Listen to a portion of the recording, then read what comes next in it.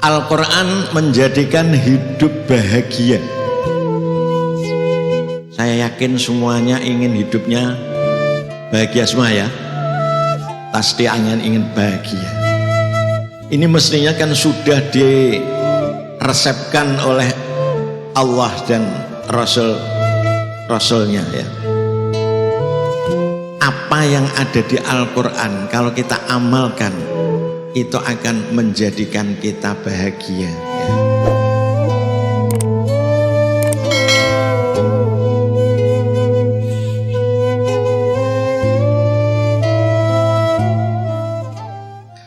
Assalamualaikum warahmatullahi wabarakatuh.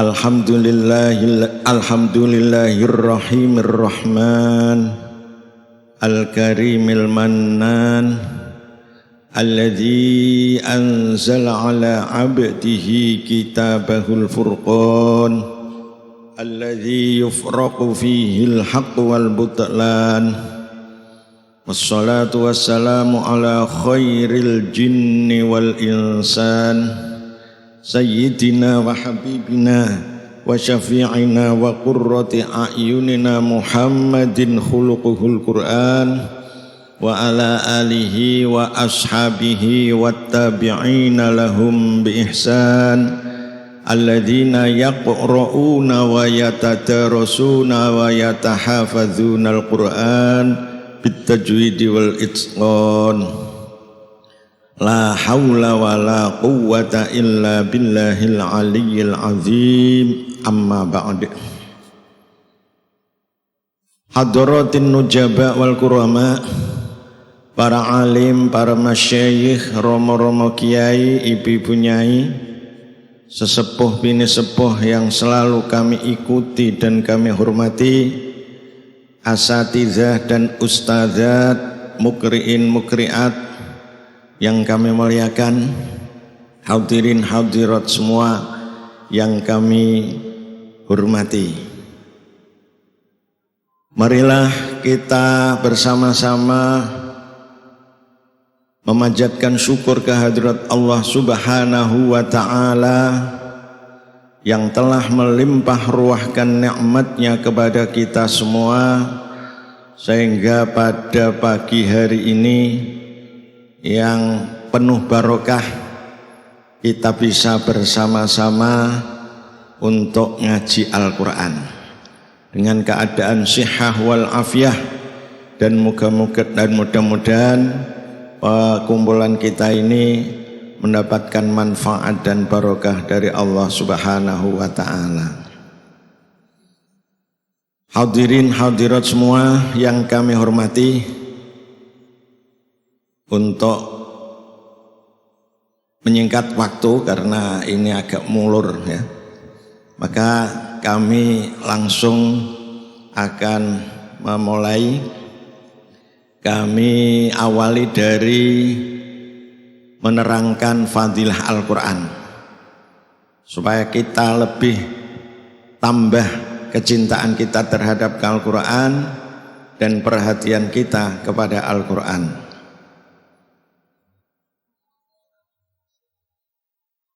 Sebelumnya supaya kita semua semangat dan supaya kita penuh perhatian, kami akan menanyakan kepada Bapak Ibu yang nanti supaya dijawab dengan penuh perhatian, penuh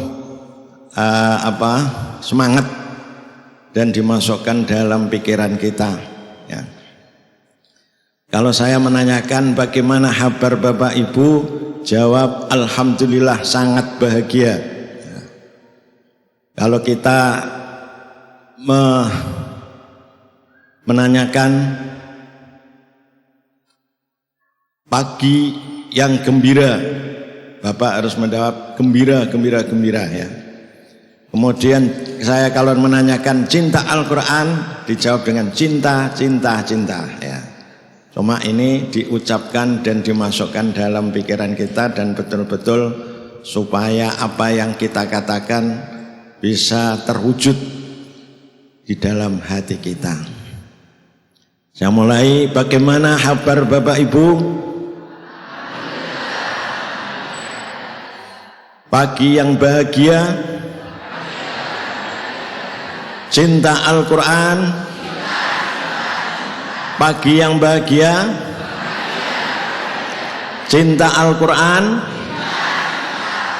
Alhamdulillah, semoga kita akan tambah cinta kita terhadap Al-Quran. Amin, Allahumma amin.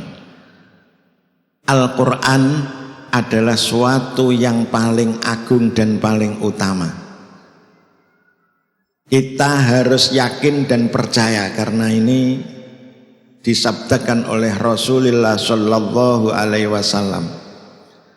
Al-Qur'anu afdalu min kulli syai' dunallah.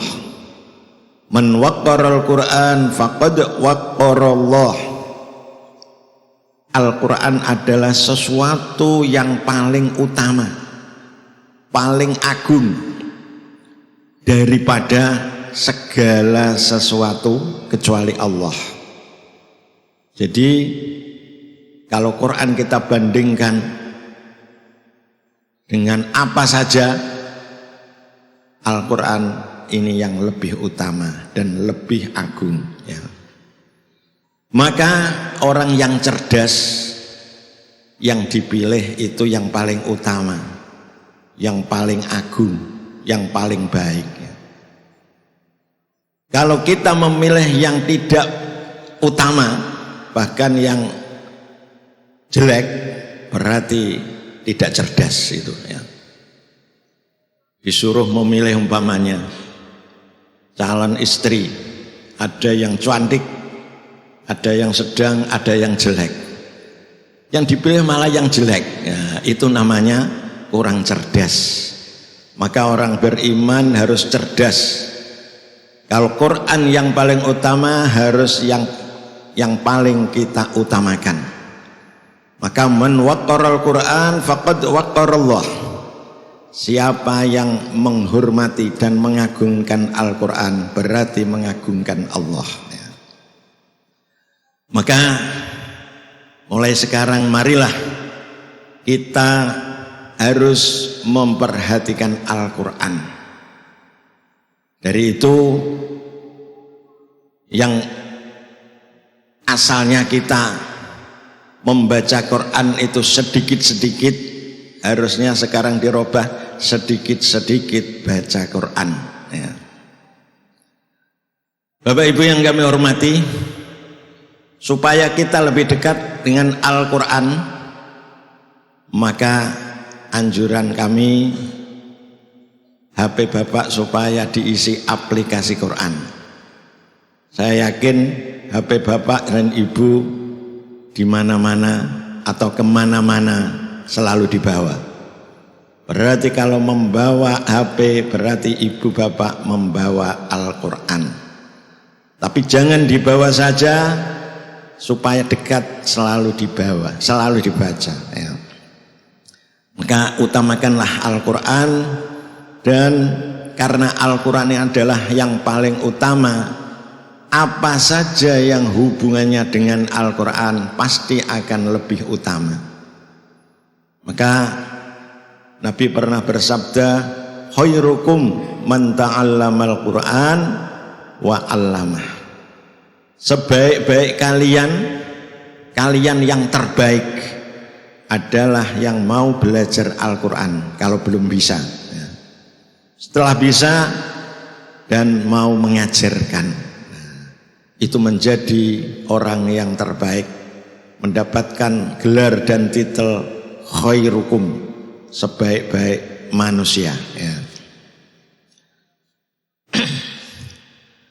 Bahkan Al-Quran adalah ibadah yang paling utama. Kalau kita ingin mengerjakan ibadah yang banyak pahala dan agung pahalanya, maka bacalah Al-Quran. Setelah kewajiban-kewajiban yang kita laksanakan sudah selesai, sudah sempurna, kita tambah dengan membaca Al-Quran ya. Karena pahala Al-Quran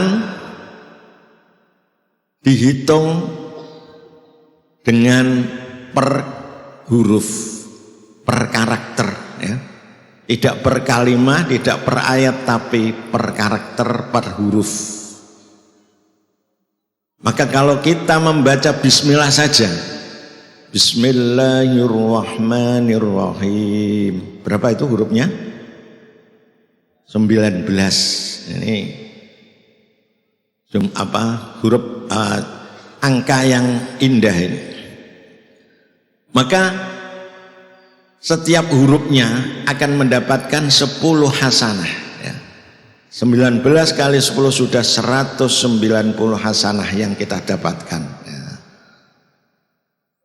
Kalau sholat ya, dihitung itu kalau sampai salam ya, tengah sholat batal ya, tidak jadi dihitung itu. Maka marilah kita perhatikan. Yang kedua, Al-Quran adalah mukjizat yang paling agung. Mukjizat Nabi itu banyak sekali. Wa mu'jizatuhu kasiratun hurur, minha kalamullahi mu'jizul bashar. Mukjizat Nabi sangat banyak dan agung-agung. Yang diantaranya adalah kalamullah, yaitu Al-Quran, menjadi mukjiz lil bashar, artinya mukjizat bagi manusia. Artinya tidak bisa ada manusia menandingi Al-Quran ya. Bahkan di Al-Quran sendiri ditantang, umpama manusia dan jin sedunia dikumpulkan untuk menyusun sebagaimana Al-Quran, tidak akan bisa ya. Karena apa? Karena Al-Quran produk dari Allah, bukan produk Nabi kita ya. Langsung dari Allah ya. Maka mukjizat yang agung ini harus kita nikmati dengan mempelajari, dan utamanya adalah mengamalkan isinya ya. Dan apabila masih ada Al-Quran di dunia, tidak akan terjadi kiamat. Jadi nanti kalau akan kiamat, Qurannya akan dirafa oleh Allah. Maka mumpung Quran masih ada, harus kita nikmati dan kita pelajari ya. Mukjizat Nabi banyak sekali ya. Saya contohkan satu saja. Di antaranya adalah tangan Nabi menjadi sumber air ya. Ketika perang melawan orang kafir ya, bagian kementerian air ya, pengairan, lapor kepada Nabi, ya Rasulullah, kebutuhan air tidak mencukupi ya. Jawabnya Nabi, sudah sekarang yang ada air bawa ke sini. Setelah di hadapan Nabi, tangannya Nabi dimasukkan. Setelah dimasukkan, siapa yang butuhkan air, ambil dari sini. Ternyata air yang masih sedikit ini tidak kurang, bahkan tambah untuk mencukupi semua kebutuhan ya. Nah ini air yang barokah dan air yang paling baik ini, karena sumbernya dari khairul khalqi, makhluk terbaik. Untungnya belum ada air dalam kemasan ya. Umpama ada dalam kemasan ya jadi ini apa? Scanford ya ini. Dan kita minum itu mestinya dia dianjurkan untuk air yang sehat, air yang baik, bahkan air yang barokah. Apa itu? Air Zam-Zam yang paling baik sekarang itu ya. Ini diriset oleh ahli kesehatan, pakar-pakar ilmu. Ternyata air Zam-Zam ini penuh dengan kebutuhan manusia, yang dibutuhkan manusia ini. Jadi kalau kita bisa minum air Zam-Zam, nah ini akan sehat. Tapi Zam-Zam harganya mahal. 5 liter saja sudah 400 lebih itu harganya. Kalau tidak kaya tidak bisa, kecuali orang Mekah ya. Maka paling tidak kita minum air harusnya yang barokah. Apa air yang barokah? Yang didoai para ulama, para kiai, ini air barokah ya. Kalau bisa kita minum ini produk-produk orang Islam ya. Kalau di pondok saya ada produk yang namanya Buya dan Kahaki ya. Buya Kahaki ini cara produknya itu dibacakan Al-Quran ya. Ini termasuk mukjizat Qurannya ya. Kalau yang merek Buya itu pembacaan Al-Quran cuma tidak begitu penuh.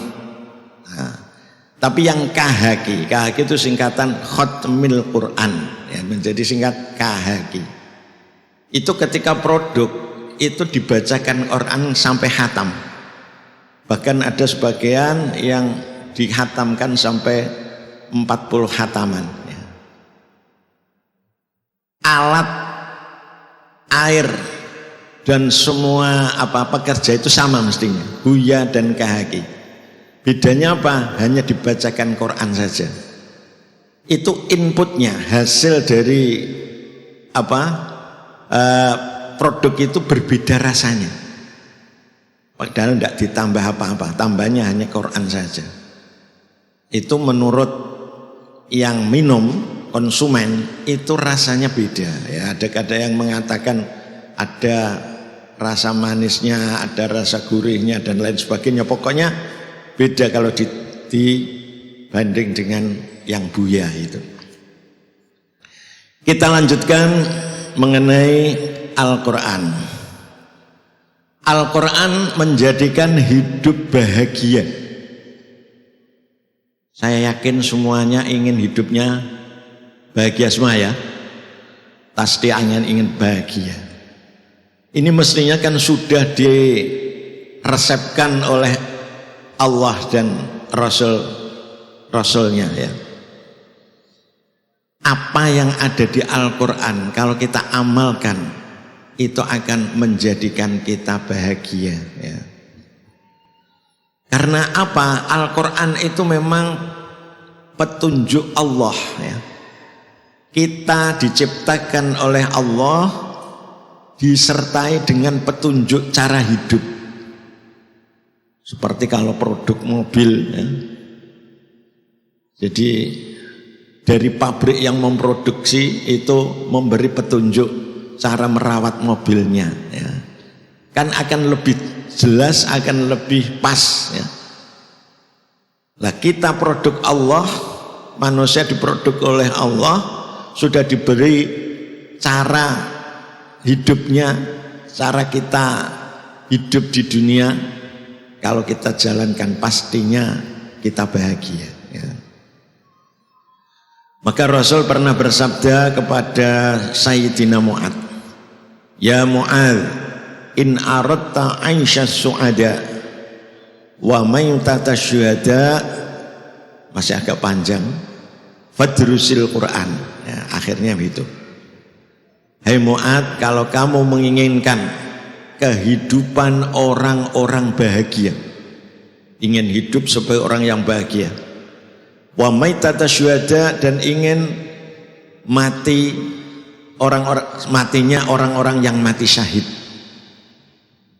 Jadi ini perlu dipahami, orang yang mengajarkan Al-Quran itu kalau mati, matinya syahid, matinya mati syahid akhirat ya. Maka kalau ingin kehidupan orang yang bahagia dan kematinya orang yang syahid, artinya mati yang mulia, maka daruslah Al-Quran. Artinya kita baca dan kita fahami, kemudian diamalkan isinya, itulah akan bahagia ya. Jadi Quran ini yang diterangkan bukan hanya mengenai ibadah, hanya sholat, poso, zakat dan lain sebagainya, Tapi bagaimana kita hidup? Cara makan sehat itu bagaimana? Tidur sehat itu bagaimana? Quran telah memberikan. Jadi di dalam perkataannya sahabat Ibnu Abbas, jami'ul ilmi fil qur'ani lakin taqassara anhu afhamur rijali. Segala ilmu, namanya segala itu semuanya ya, baik ilmu agama, ilmu tauhid, ilmu fikih dan lain sebagainya, termasuk ilmu umum, baik itu matematik ya, biologi, meteorologi dan lain sebagainya, itu ada di dalam Al-Quran. Tetapi orang-orang dalam pemahamannya tidak sampai ya. Jadi Quran sudah memberikan segala sesuatu, keterangan yang lengkap ya teman, pokok-pokoknya ini. Tapi tidak tahu yang dimaksud dengan sempurna. Tahu-taunya nanti kalau ada penemuan baru, oh ternyata Quran sudah memberikan keterangan, baru diketahui ya. Mari Quran ini kita pelajari supaya sempurna, sehingga kita bisa mengamalkan dengan sempurna ya. Jadi artinya kalau kita hidup memenuhi apa yang diterangkan di Al-Quran, akan bahagia di dunia dan akhirat ini.